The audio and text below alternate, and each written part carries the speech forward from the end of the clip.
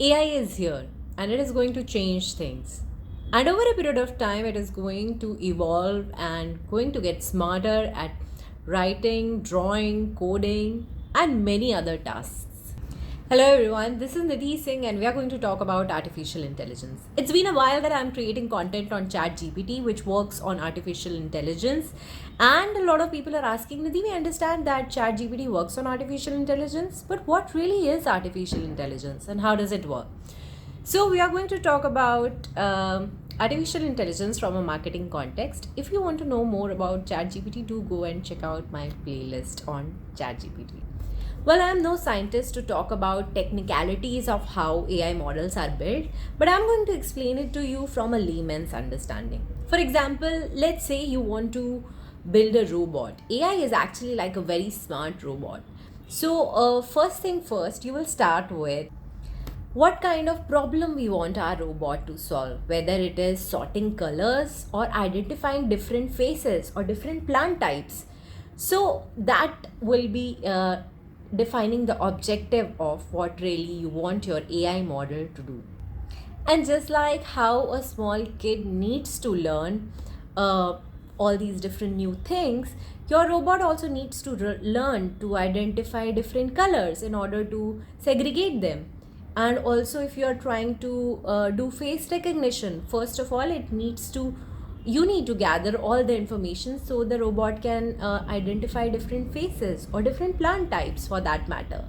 So the first step was defining what we want to do. Second step was gathering all the information to do first step. And the third step is how do we want to do it? Like we want to build a robot or AI model that can see or that can talk. In our use case, because we are identifying colors, of course we want our robot to see. And perhaps if you want it to speak aloud the colors, then you want the robot to talk as well.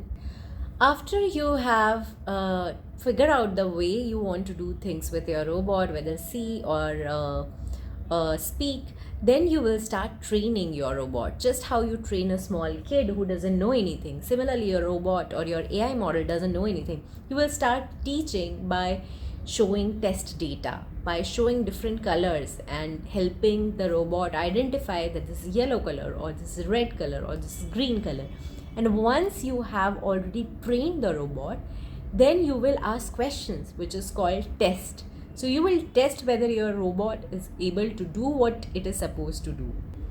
And finally, when the robot is good at what it is supposed to do, you are going to leave it out there in the world and you will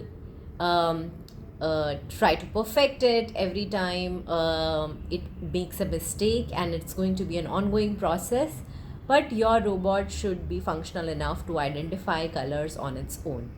When it moves, this was a very simple layman's example to help you understand how really artificial intelligence systems are built. Now let's understand this with a real life example. Say Google Voice Search.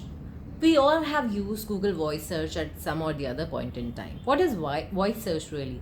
Basically, Google translates our voice commands or prompts into text, and then it fetches relevant results from the search engine. So how does it uses artificial intelligence, you ask? Well, it uses a combination of technology. First of all, it uses automatic speech recognition to convert our voices into text.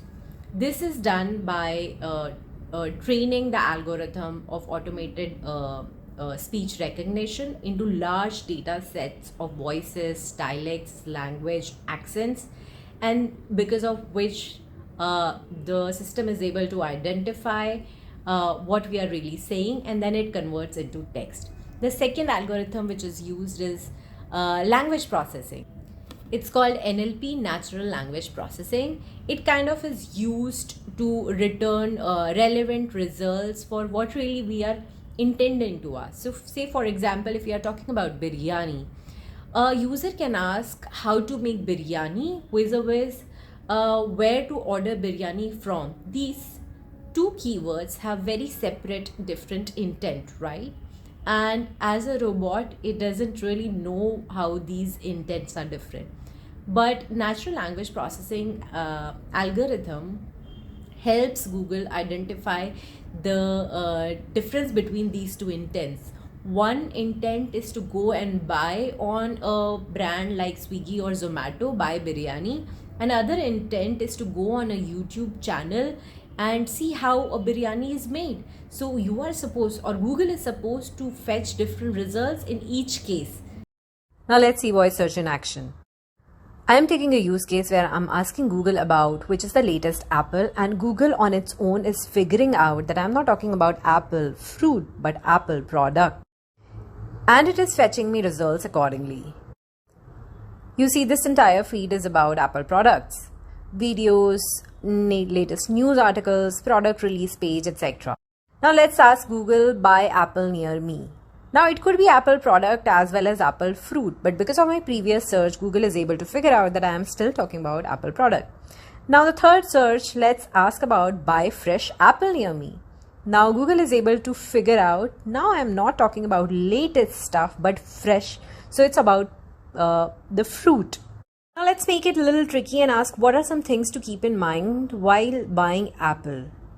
Now you see, it is again figuring out that I'm not talking about buying Apple fruit but Apple product. It's able to figure this out because of several reasons, and one of which is because this is what people typically look for when they intend to ask a search query.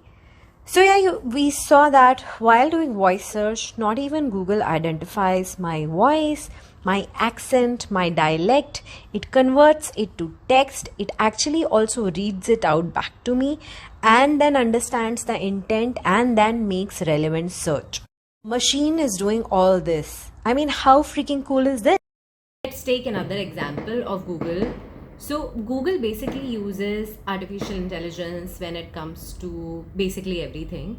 And when you use image search, you use something called as image recognition technology, which allows the system to understand what exactly does your search mean and what are you really trying to search.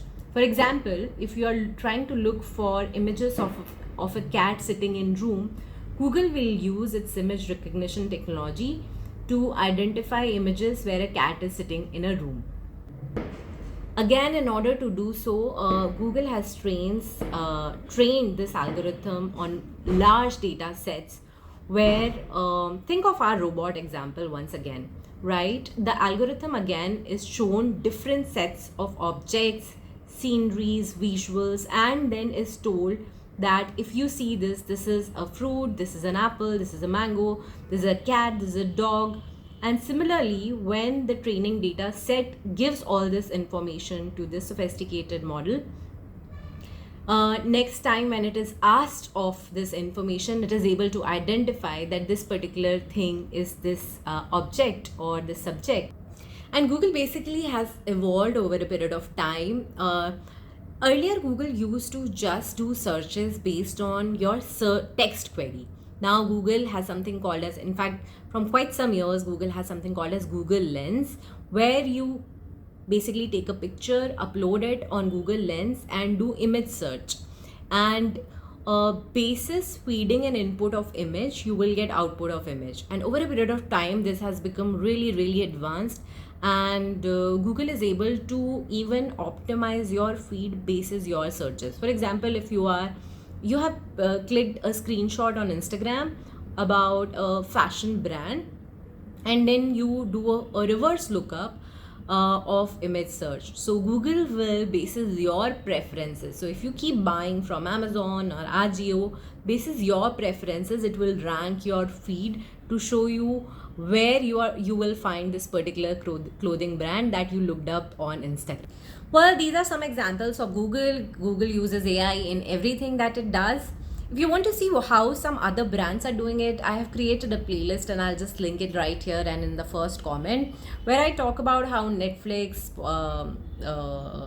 Spotify and some other players like eBay are using artificial intelligence in their marketing strategy. Do also check out the ChatGPT playlist to learn more about artificial intelligence, and follow along for more on digital marketing. This is Nidhi Singh signing off. Bye. If you're ready to commit to some serious digital marketing learning, then do consider subscribing to this channel. I post a lot of content around latest technology, trends, and how digital marketing is shaping. What are you waiting for? Go and explore the channel.